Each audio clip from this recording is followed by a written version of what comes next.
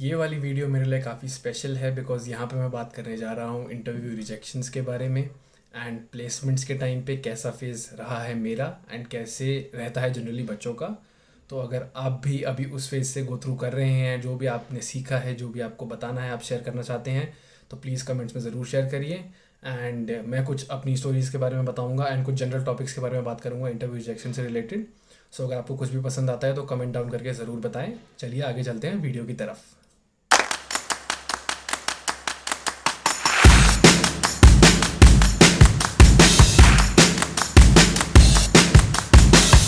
Guys, welcome back to so social learn.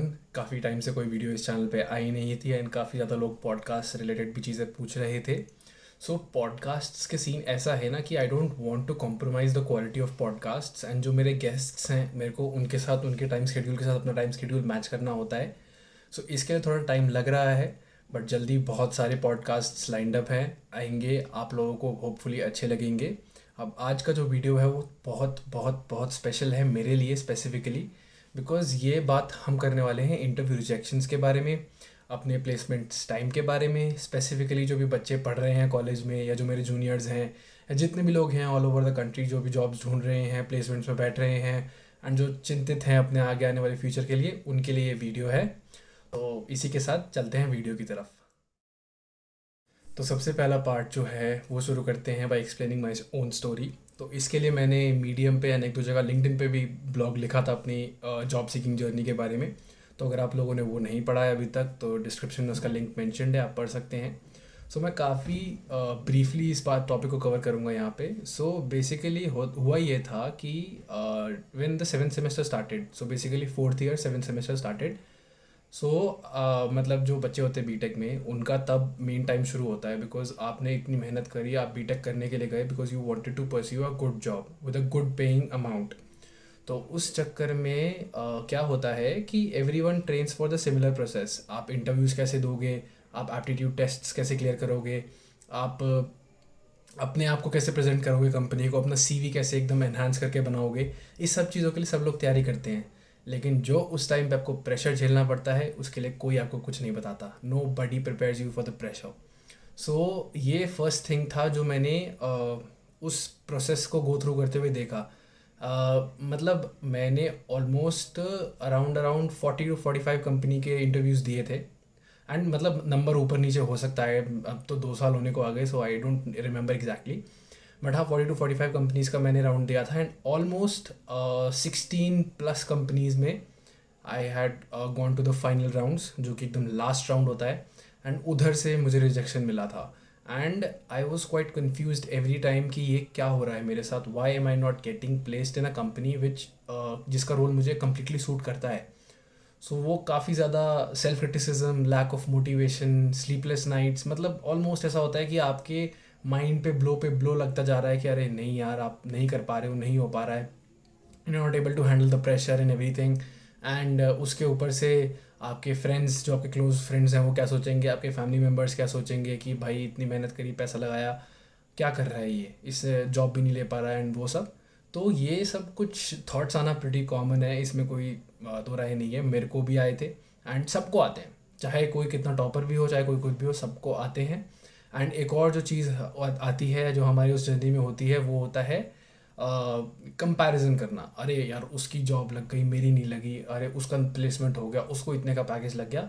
यार ये सब ना बेकार की बेफिजूल चीज़ें हैं।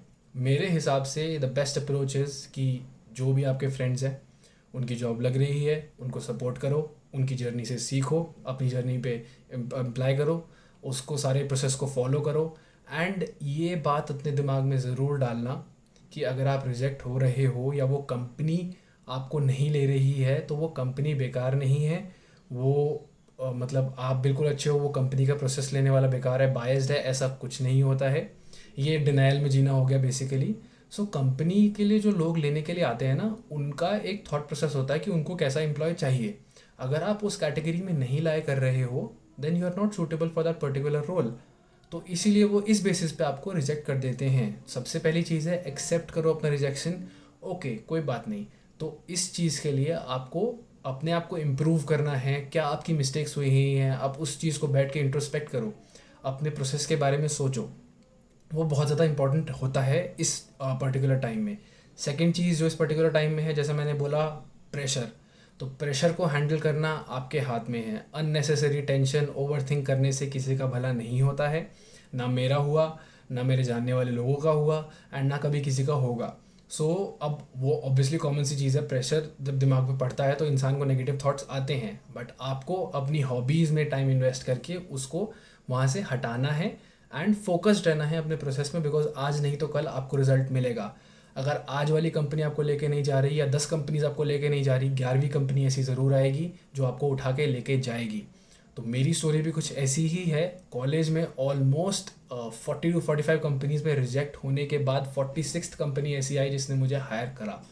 सो आपके पास अपॉर्चुनिटीज़ की कमी नहीं होने वाली है, आप आगे ज़रूर निकलोगे। बस हाँ, एक फेलियर्स की जो जर्नी है, फेलियर सक्सेस की क्रेस्ट और ट्रफ जैसी, उसको आपको गो थ्रू करना पड़ेगा।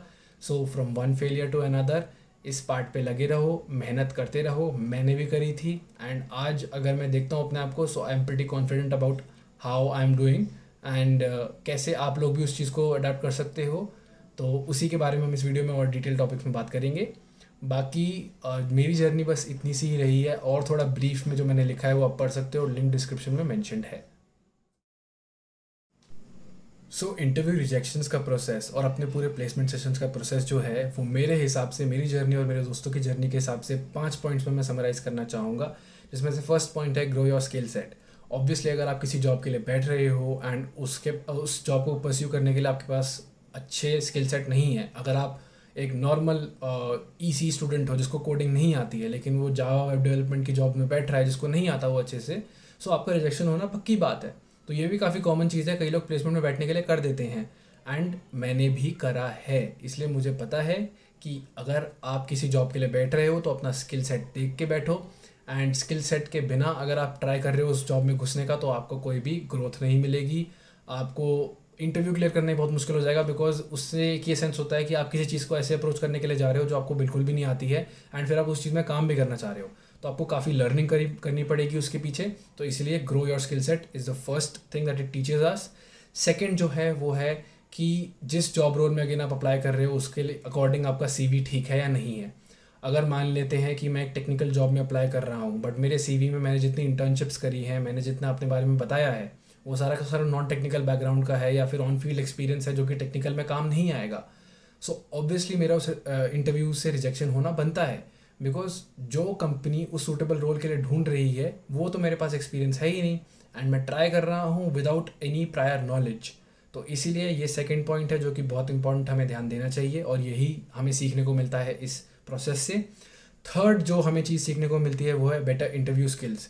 कई मैंने ऐसे लोगों को देखा है, कई मेरे दोस्त भी ऐसे रहे हैं जो टेक्निकल स्किल्स में अव्वल दर्जे पे आते हैं, 110% दूंगा मैं उनके टेक्निकल स्किल्स को, बट जैसे ही वो इंटरव्यू प्रोसेस में बैठते हैं, उनकी घबराहट के कारण या फिर उनके नहीं ढंग से बोल पाने के कारण कई बार वो इंटरव्यू को मतलब एकदम ख़राब कर देते हैं। So again an important thing is कि आपको कुछ नहीं आता है, लेकिन एटलीस्ट आपकी स्पीकिंग स्किल्स, आपकी इंटरव्यू स्किल्स बहुत अच्छी होनी चाहिए।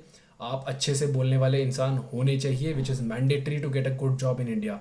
एंड हाँ, ये बिल्कुल मेरा पार्ट पे कहना गलत है कि किसी किसी को अगर नहीं आते, कोई शाई है बोलने के लिए, सो प्लीज़ आप सीखेंगे तो बेटर है, बिकॉज उससे आपको आगे आने वाली प्रॉब्लम्स में दिक्कत नहीं होगी। मैं किसी को हर्ट करने के लिए नहीं बोल रहा हूँ, बट नॉर्मली मैं यही सजेस्ट करूँगा कि अगर आप सीख सकते हैं तो बिल्कुल सीखिए। It is the basic thing to do, and ये बहुत ज़रूरी है इंटरव्यू के लिए। फोर्थ जो चीज़ ये हमें सिखाता है वो है कॉन्फिडेंस लेवल। आपका कॉन्फिडेंस लेवल डगमगाएगा हर एक इंच, हर एक पर्टिकुलर स्टेप पे जब आप जॉब के प्रोसेस के लिए बैठ रहे होंगे। मैं 46 इंटरव्यूज़ में आज तक बैठा हूँ, लेकिन आई कैन अश्योर यू, अगर किसी अच्छी कंपनी में मेरा इंटरव्यू हो रहा होगा जिसमें मुझे जाना है, जिसमें मुझे अपनी जॉब पक्की करनी है, आज भी मुझे डर लगेगा उस इंटरव्यू से पहले।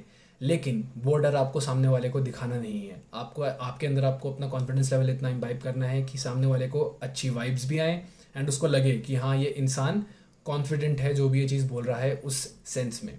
एंड फिफ्थ चीज़ जो है वो है कि हमें अपनी वीकनेसेस को असेस करना बहुत ज़रूरी है। अगर आपकी वीकनेसेस इन पहले 4 पॉइंट्स में से है तो भी आपको असेस करना बहुत ज़रूरी है। अगर आपकी वीकनेस कोई और है तो वो भी आपको सीखना बहुत ज़्यादा ज़रूरी है। आप अपने बेसिस पे अपने आप को इंट्रोस्पेक्ट करिए कि उस इंटरव्यू में मैंने क्या गलत किया होगा या मैंने क्या गलत चीज़ बोली होगी जिसकी वजह से मेरा ये प्रोसेस ख़राब हुआ है। तो उससे आपको काफ़ी ज़्यादा हेल्प होने वाली है। तो यही वो 5 चीज़ें हैं जो मेरे हिसाब से इस पूरे रिजेक्शन प्रोसेस को एंड इस पूरे प्लेसमेंट सेशंस को समराइज़ करती हैं अच्छे से।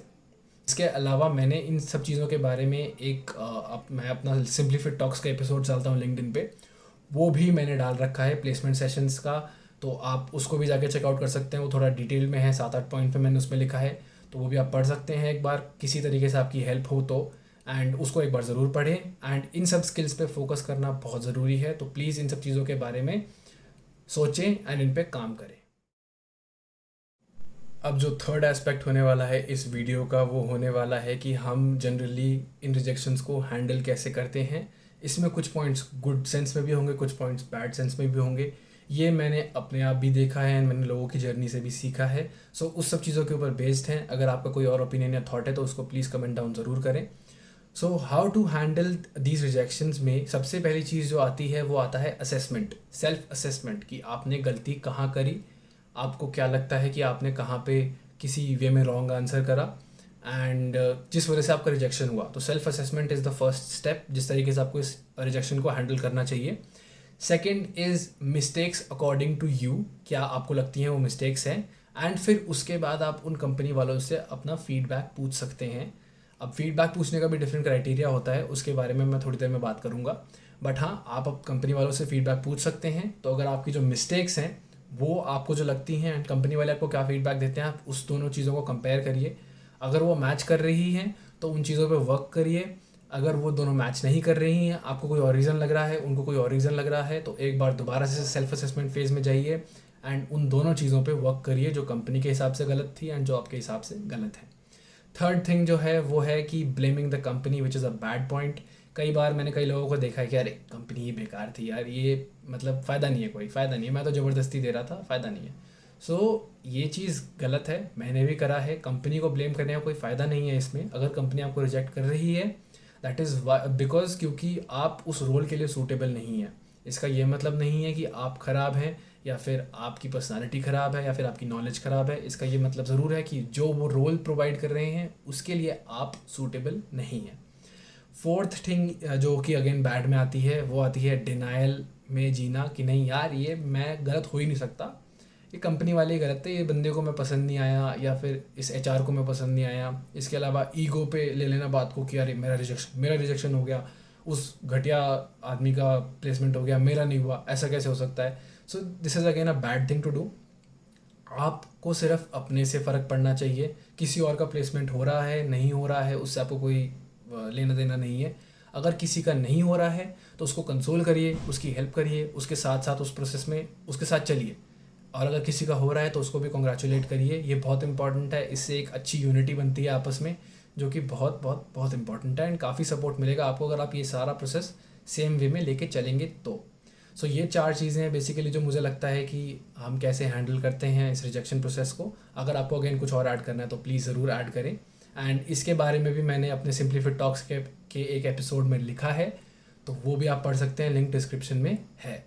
इसी के साथ ये interview rejection process and placement sessions का जो मेरा अपने हिसाब का रिव्यू था वो यहीं पे ख़त्म होता है। एंड अगर मेरे कोई भी दोस्त हैं, जूनियर्स हैं या कोई भी जो इस वीडियो को देख रहा है उसको अपने प्लेसमेंट रिलेटेड जर्नी कोई भी शेयर करनी है, कोई रिजेक्शन स्टोरी शेयर करनी है, तो प्लीज़ ज़रूर करें। काफ़ी अच्छा लगेगा मुझे भी एंड सामने वाले इंसान को जो वीडियोस देखेंगे उनको पढ़ने में भी, बिकॉज हर एक की स्टोरी से ना कोई सीख मिलती है। वही मेरा मेन मोटो है सोशल लर्न के थ्रू फैलाने का। एंड अगर आप लोग कंफर्टेबल हो अपनी स्टोरी को कमेंट सेक्शन में बताने के लिए या इवन अपनी स्टोरी का वीडियो भेजने के लिए मुझे, देन प्लीज़ बिल्कुल बेझिझक भेजना, मैं उसको ज़रूर कहीं ना कहीं रिपोस्ट करूँगा, चाहे यूट्यूब हो चाहे इंस्टाग्राम हो। एंड इसी के साथ एक छोटी सी पॉइंट और ऐड करना चाहूँगा मैं यहाँ पे। जो मैंने अभी बात बोली ईगो पे लेने वाली बात, आई कैन मतलब मेरे को एक अपना वाक्य याद आ गया पुराना। हुआ ऐसे था कि एक कंपनी थी जिसमें मेरा सेकंड टाइम में इंटरव्यू दे रहा था, सेकंड टाइम में फाइनल इंटरव्यू से रिजेक्ट हुआ था। द थिंग इज़ दैट कि उस टाइम पे I was like on the top level of my anger. मतलब मुझे ऐसा लग रहा था कि भाई साहब ये तो बहुत ही ज़्यादा बेहुदा मजाक हो गया मेरे साथ। तो इतना ज़्यादा मुझे गुस्सा आ गया था कि उस दिन रात तक मैंने आते आते ठान लिया था कि आज के बाद अगर तो कुछ करूँगा तो अपने बलबूते पे करूँगा एंड इतना अपने आप को अपना स्किल सेट इतना बढ़ा दूंगा, अपने आप को इतना अच्छा वो कैंडिडेट बना दूंगा कि कोई अगली बार से कोई मना नहीं कर पाए। एंड वो जो मेंटालिटी चेंज आया था मेरी बॉडी में, भले ही वो नेगेटिव एक इम्पैक्ट से स्टार्ट हुआ हो, लेकिन इंपॉर्टेंट चीज़ उसके लिए ये है कि वो जो मैं उस टाइम पे अपनी mind and thinking thought process में चेंज लाया, उसने मुझे काफ़ी हेल्प करा मेरे आगे के पूरे प्रोसीजर को स्ट्रीमलाइन करने के लिए। उसके बाद मेरे को कॉलेज से भी प्लेसमेंट मिली, फिर उसके बाद ऑफलाइन थ्रू लिंक्डइन भी मुझे प्लेसमेंट मिली, एंड काफ़ी कंपनीज़ का मैंने इंटरव्यू दिया जिसमें मेरे को काफ़ी अच्छा फीडबैक मिला मेरे कैंडिडेचर के बारे में। सो उस थॉट प्रोसेस ने मुझे चेंज किया, एंड उसी ने मुझे मोटिवेट किया था कि मैं अगर कुछ अपना खुद का करना चाहता हूँ तो वो मैं करूँ। एंड मुझे पहले से ही ऐसा इंटरेस्ट था अपने दिमाग में कि I want to follow my passion, I want to spread across the world, कि आप लोगों को भी अपना पैशन फॉलो करना चाहिए rather than focusing on just one thing. And अपनी हॉबीज़ पे फोकस करो, अपने आप को एक्सप्लोर करो, that is very important specially in your 20s। तो आप अभी भी इस कॉन्स्टेंट प्रेशर में जी रहे हैं कि नहीं मुझे तो जॉब ही करनी है एंड हॉबीज़ जो भी हैं वो भाड़ में जाए। So it's just a small advice from me, अगर आपको लेनी है तो प्लीज़ ज़रूर लीजिए, नहीं लेनी है तो I am sorry, I am not trying to distract you from your current process. But अगर आप मेरी बात सुनेंगे तो प्लीज़ अपनी हॉबीज़ पे ज़रूर फोकस करें, थोड़ा सा टाइम निकालना बहुत ज़रूरी है एंड काफ़ी अच्छा लगेगा आपको भी। Follow your passion and hop on from one failure to another, it is a very important thing. आपको बहुत कुछ सीखने को मिलेगा, मुझे भी मिला है, trust me, and the journey is still going on. And यही चीज़ मैं पॉडकास्ट्स के थ्रू, अपने in interview sessions, interview rejections videos के थ्रू दिखाना चाहता हूँ एंड लोगों की हेल्प करना चाहता हूँ एंड लोगों की स्टोरीज़ को लोगों के सामने लाना चाहता हूँ। सो अगर आपको ये वीडियो पसंद आई है सो प्लीज़ इसे लाइक ज़रूर करें, अपने दोस्तों में शेयर ज़रूर करें, एंड जितना ज़्यादा हो सके उतने ज़्यादा लोगों को ये वीडियोस भेजें, बिकॉज अभी interview process and rejections and placement sessions काफ़ी कॉलेजेस में चल रहे हैं। सब लोगों का दिमाग डीमोटिवेटेड हो जाता है, प्रेशर के अंदर आके बेचारे थक हार के बैठ जाते हैं। तो अगर उनको 2-4 बातें या 2-4 स्टोरीज़ किसी की सुनने को मिल जाएगी, उससे उनका प्रोसेस थोड़ा बेटर हो जाएगा, तो उनकी थोड़ी हेल्प हो जाएगी। तो एंड मुझे काफ़ी अच्छा लगेगा कि किसी की भी हेल्प होती है, तो चाहे एक इंसान की भी क्यों ना हो। So thank you so much guys for watching this video. Keep learning a new thing every day, कोई नई स्किल को हर रोज़ ट्राई करो कि मैं सीख लूँ। एंड इसी के साथ थैंक यू सो मच, मिलते हैं आपको अगली वीडियो में और या अगले पॉडकास्ट में। Stay tuned people.